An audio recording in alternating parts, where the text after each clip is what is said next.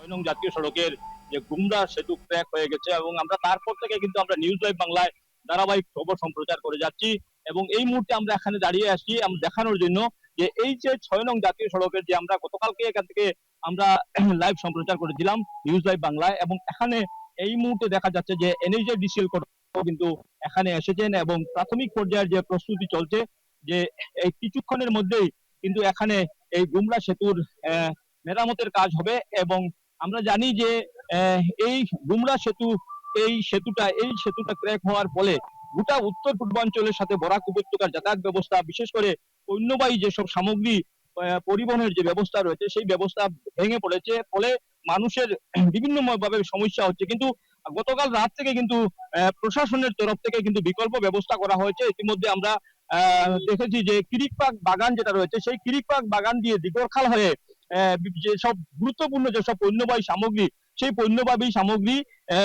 নিয়ে যাওয়ার ব্যবস্থা করা হয়েছে বিশেষ করে রন্ধন গ্যাসের গাড়ি বা সবজির গাড়ি সব এই কিরিকপাক বাগান হয়ে দিগরখাল থেকে কিন্তু কিরিকপাক বাগান হয়ে কিন্তু যাতায়াত করছে এবং এই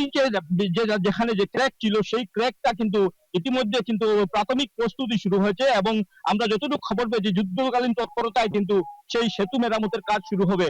এই মুহূর্তে আমরা এখানে যারা স্থানীয় জনগণ রয়েছে আমরা তাদের কাছ থেকে তাদের প্রতিক্রিয়া নেওয়ার চেষ্টা করব তারা কি বলছেন বা এই যে রাস্তা মেরামতের প্রাথমিক পর্যায়ে যে কাজ শুরু হচ্ছে তারপর এখানে সাধারণ মানুষরা কি বলছেন আমরা সেখানে স্থানীয় জনগণের প্রতিক্রিয়া নেওয়ার চেষ্টা করব। আমরা সিএম যেরকম এখন কাজ করি আমরা আসামের লিগা স্পেশালি আমরা বরাকবেলির লিগা আমি সিএম এর কাছে রিকোয়েস্ট করব যে আমরা এই বরাকবেলি স্পেশালি কাঠিগড়ার উপরে ভালো করে যেরকম নজর দিচ্ছেন আরও নজর দিতা যাতে আমরা কাঠিগড়ার ডেভেলপমেন্ট হয় কারণ কাঠিগড়ার রাস্তাঘাটের অবস্থা বেশি ভালো না এখন আমি জানি না হুইজ দ্য কন্ট্রাক্টর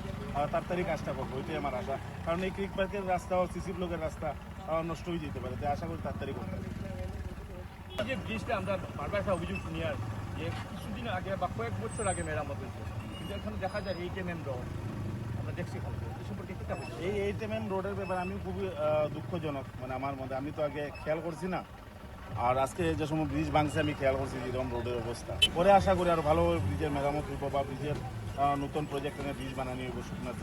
এটাই আশা রাখি।